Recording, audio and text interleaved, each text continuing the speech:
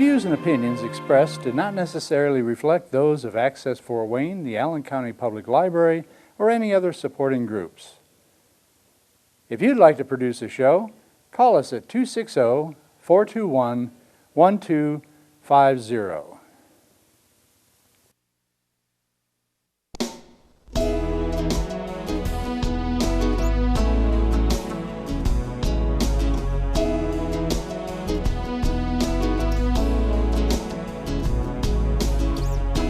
Let me be your lighthouse so I can show you the way. Let me be your shining light, I'll keep you from drifting away. I'm the one that makes you try when... This is Patty Hunter of Patty's Page. Welcome to my show. Today's guest on Zoom is Mr. David Benrexi. He is a Christian singer and author. And so, here we go. Welcome to my show, David. Well, thank you, Patty. It's great to be here. Hello, Fort Wayne, and anybody else who's listening. Let's recap. How old were you when you began singing? Well, I don't know. I can't really remember a time that I wasn't singing. I was probably singing inside my mom when I heard music going on in the room wherever she was. And I just remember hearing music at a very early age. I know the first day that I went to school, I was already trying to sing Hound Dog to my classmates and stuff like that. That's a cute song. I love that one. Yeah. And when did you become a professional singer? Well, when I was finished with college and knew that I wasn't going to be drafted and sent to Vietnam, I started looking for singing jobs. I was living in the town where I had graduated from college, which was State College, Pennsylvania, and Penn State University. I graduated in 1971. I had a very high draft lottery number, so I set about to make a living, and what I was doing was several part-time jobs working for the university, proctoring exams, modeling for the art department, and singing at fraternities and bars. Did we have long hair? Pardon me? Did we have long hair in those days? Yeah. Yeah, I was a hippie flower child. Oh, my stars. So over the years, who had influenced you the most? Well, definitely Jesus Christ has been the dominant influence in my life. But at that time, he had very little impact on my life because I had been raised in unbelief. My family were all atheists. Oh, I'm sorry. I was raised with a Jewish tradition. I was bar mitzvahed and confirmed, belonged to Jewish youth groups, and most of my Jewish friends also came from unbelieving families. So it was more like a tradition than something where anybody took the Bible or God seriously. So when did you become Christian? The year was 1980. It was the summer of 1980. I had been married for about 4 years, and my marriage was coming apart. And Sorry. my wife and I had been together for 4 years. We'd started the marriage with a 6-year-old daughter from her first marriage, and we quickly added to the numbers, and our first child was born 9 months after we were married. And then my wife and I had a falling out around the 4th year, but somehow we made a baby the one night that we decided that we weren't going to isolate ourselves from each other. And still, my wife wanted to separate from me because I was very hard to live with. And it was at that time that I started recognizing how my relationship with God was not what I thought it was. And I started to read the Bible, and that changed my life completely. Mazel tov. Yeah, in the summer of 1980. 80. So, your music, what genre was it then and now? Well, before I became a believer, I was an imitator, and I had a very wide variety of people that I imitated and tried to emulate and played their songs. And I was also cover songs. Right. Cover Pardon me? songs. That's what people call them. You know, I never liked that term because I didn't cover the songs. I didn't tell people about the person that wrote them, but people wanted to hear songs by people who were famous and that they were familiar with, and so I want people to like me. So naturally, I played a lot of those songs. And then at the same time, there was a lot of music that I really liked a great deal. And if I liked the song, I wanted to learn how to play it. And if I learned how to play it, I wanted to play it for people. And if I played it for people, I wanted them to clap. And so it just kind of kept filling itself. Learn songs, play the songs for people, the people clap. I must be doing okay. You have a good voice. Well, I appreciate that. Thank you. You're welcome. You write and compose your own songs now. How long have you been doing that?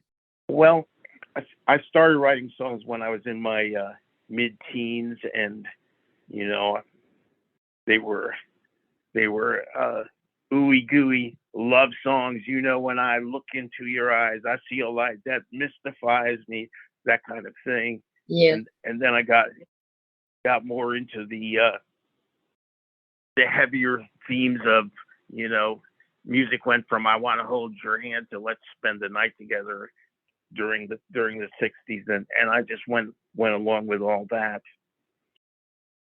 So I played music by the Doors, Come On Baby Light My Fire. Oh yeah, that was the song I was playing for my wife when I was hoping to woo her to my side, and somehow she liked me and she liked it. So I was very lucky that day. When did you change over to Christian Jesus music?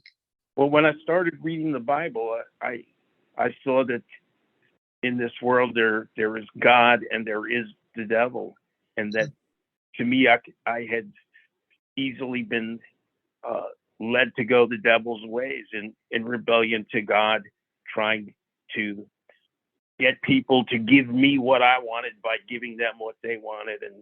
And if you can't be with the one you love the one you're with, which is, you know, the forget all God's commandments about adultery and just do what makes you happy. And that was the main thing that Satan had to offer, is do what makes you happy.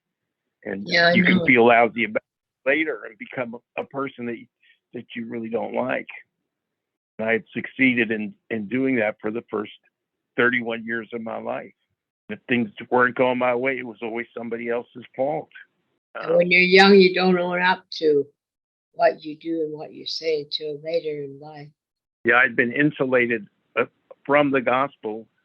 If I had any Christian friends, they didn't talk to me about Jesus.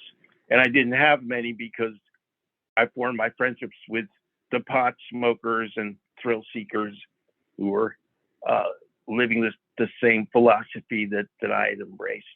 Well, so when you changed, how old were you when you started singing Christian music? Well, I was very blessed early on. As soon as I started to read the Bible and attend a local church, there was a few musicians in that church that wanted to get together and play music, and they introduced me to a whole variety of musicians and songs that I'd never heard before. Keith Green was a big influence, and Reba Rambo was somebody that I listened to practically every day. And I started learning these new songs, and they inspired my newfound faith. I was reading the Bible every day, and I was reading it aloud because I had learned as a psychology major at Penn State that each of the senses has its own memory. So I felt like the best way to understand the Bible was to read it aloud. So I'd go off into the woods with my dog and proclaim the Bible. I would read it like dramatically, loudly. So I had to get away from people to do that. If I did it around people, they thought I was nuts, which I probably meditation, really. Yeah. Psalm 1 was a very big influence on me. His delight is in the law of the Lord, and in his law does he meditate day and night. Do you have a band? Well, what we have is borrowed musicians from the best bands in the area. That was something I started to do when we were making CDs in Pittsburgh. I would borrow musicians, other players that were interested in playing, and we get together and learn the songs, and then we record them. And most of the songs that are on our recent CDs, and the same is true for the older ones, were learned and recorded on the same day. Oh, because I work with people who are very talented, who don't need sheet music, don't need to go home and practice, who are improvisational and have that gift of playing different styles with different people. We have some amazing people here in this area. This area has more people that love to write music and perform music than anywhere I've ever lived before. And I think that's why God brought me to this area. Just like a country singer going to Nashville. Yeah, a lot of people here have been to Nashville, and some have even had some success with writing and having songs played and things like that. But we've got our own music scene down here, and it's an everyday happening. So your first CD was what? It was called 1949. We recorded it in 2000. We recorded it in Erie, Pennsylvania, when we were living in Pittsburgh. So every Saturday, I would pack up the musicians that were playing on that particular day, who knew the songs, and we would go up to a friend's house in Erie, PA, and we'd go down into his basement, which was soundproof, and we would work on recording 2 or 3 songs that day in the course of about 4 or 5 hours. Just have a wonderful time of fellowship, and we did that for pretty much every Saturday for about 10 or 11 weeks, and then we had the CD was completed, and we put the finishing touches on it, and we did a small run first with 100 copies, which was good because of mistakes, and then we fixed the mistakes, and we did 1,000 copies. And at first I thought, well, we're going to sell these CDs, but I found like it took up an awful lot of time to try to contact people and market things. Yeah. So we decided, let's just give them away. And was so much fun that's been our pattern ever since. We just give the music away. That's like a ministry right there. Well, I think that, the Bible says it's more blessed to give than receive. And that God loves a cheerful giver. But most people are using these scriptures to get people to give something to them. And we really want to give stuff away. The value of the music to me is that I get to play the songs and enjoy the songs, and I love the writing process, and it brings me closer to God in all kinds of different ways. But the benefit for somebody else is that listening to the music would encourage them to draw closer to God and be stronger. And it just, to me, it doesn't seem like it would be right to ask somebody to pay me to give something that God wants to give them for nothing. You know, you have several different topics in your music. Anyways, you have one here. We have Pink and Blue. This is about Pink or Blue. abortion or Yeah, Pink or Blue was a song that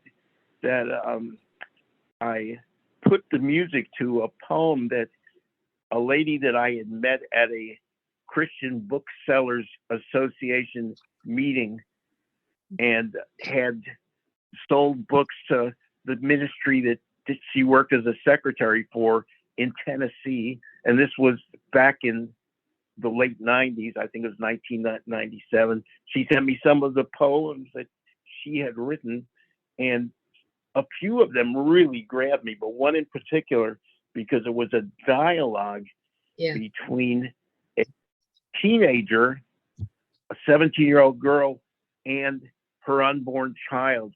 And her family had been telling her, that she should have an abortion because she wasn't married to the father and he was just a kid too, and it was going to interfere with everything. And she asked the question, "My child, tell me, are you real? Child, tell me what to do. If I decide to keep you, would you wear pink or blue?" And then the child answers. I put a melody on it with her permission, and she was genuinely excited that I wanted to make a song out of it. And then we found a couple of young women to record the parts, and we put instruments to it. We had a violin, we had me playing the guitar, so it was very simple. Yeah. And we made a recording of the song, and we recorded a bunch of other songs that I had written with the assistance of local musicians that I borrowed, who were happy to participate in the project. And it was a wonderful project. When we got the CD, we shared it with some of the local churches, and that's when I first became aware that there were pregnancy care centers, that all over the country there were ministries to young mothers, that there was no shortage of resources available to young women, that the idea that women only had abortions because of poverty and they had no other choice and nobody would help them, that's completely false. And so we decided that we would give these CDs away to pregnancy care centers, and that they could share them as their overall package of benefits that they offer to young women who decide no, they weren't going to murder their child. They were going to give the child an opportunity to live and breathe the air, and they were going to love that child. So you've done two more albums. One's called "Let Them Babies Live" and "Please Let Me Live." Well, we did two CDs here, I think in 2018 and 2019, for our pregnancy care centers here, of which there are several good ones. And also, we gave away a bunch of them at the March for Life. Also, you have the latest CD out. It's called Straight Jacket. What's that all about, kiddo? Well, Straight Jacket is the title song. It's the second song on the CD, and the CD deals a lot with human frailty. I saw a lot of it up close through two of the jobs that I've had in the past 20 years. One of them was a drug and alcohol counselor, and I was a volunteer for about 4 years, and then I did it as a job for 2 years. And then the second was I was a correction officer. I worked in a prison, and it was a level 3 prison or maximum security prison. Most of the prisoners that I worked with were doing long sentences, either for violent crimes or for murder, many life sentences, many sentenced to life without the possibility of parole. And I found that there was a lot of commonality between those who were addicted to drugs and those who had committed crimes and were serving sentences for the crimes they committed. And the biggest thing was absence of a loving father. And America has gone the route of making a mockery of fatherhood. We're going to play one of your videos, singing, song videos. What is it called, dear? Well, the song I think we'll be sharing today is called "Love Your Baby Now," and it's kind of a summary of some of the signs that I carry when I peacefully protest at the local abortion facility in Charleston, the one that's nearest my home. And the message is every child is precious to God. Each one carries the image of God. And the big question that I have is, why are we killing our children? Yeah, and that's a good question. You know, a question is more powerful than a statement, but a command is even more powerful than a question. And the command is love your baby now. And if America is not willing to love the children before they are born, we'll have a world where children grow up wondering if anybody loves them. So, well, it's an honor and a privilege to talk to people that I don't know through your show. And of course, I always enjoy any conversation with you or Bob. Thank you, sir. And this is Patty Hunter saying goodbye. See you next week on Patty's Page. And thank you, Dave Benrexi.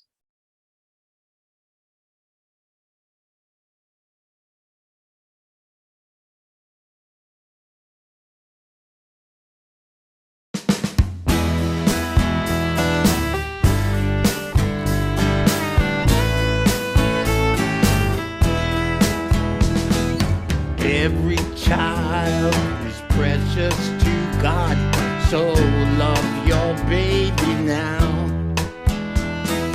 Big or small, he loves them all. Love your baby now. Love your baby now. Mama, love your baby now. It's never wrong to sing this song and love your baby now. Love your baby now. God is love and love is God, so love your baby now. He loved you before you were born. Love your baby now.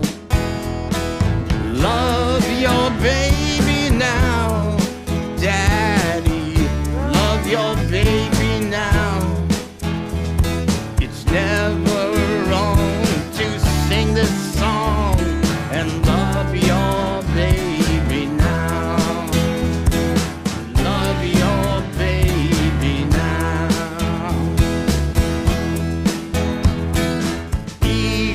one carries the image of God.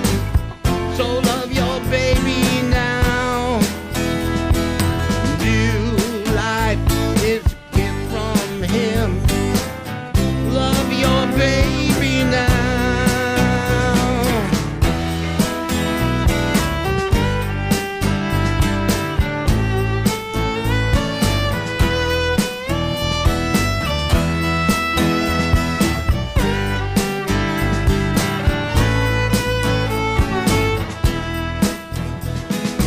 Only God has the right to decide who gets to live and who must die.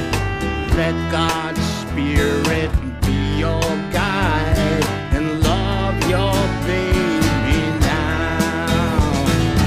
Love your baby now. Mama, love your baby now. It's never wrong to sing along and love your baby now. Love your baby now. Love your baby now. Daddy, love your baby now. It's never wrong to sing this song and love your baby now.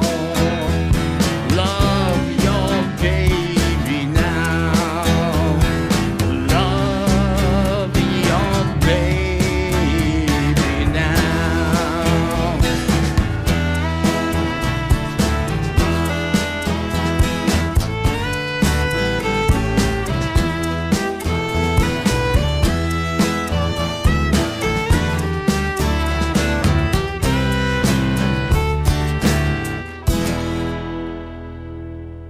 Love your baby now.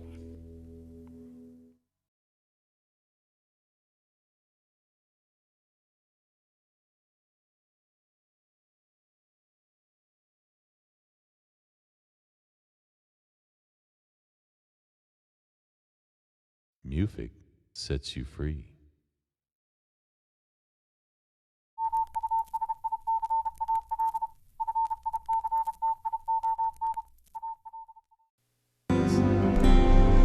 Godspeed, my love, until we meet again. You're always in my heart and every dream. Don't let this time apart give in to all our fears. God will keep us close from up above. So until we meet again, Godspeed, my love.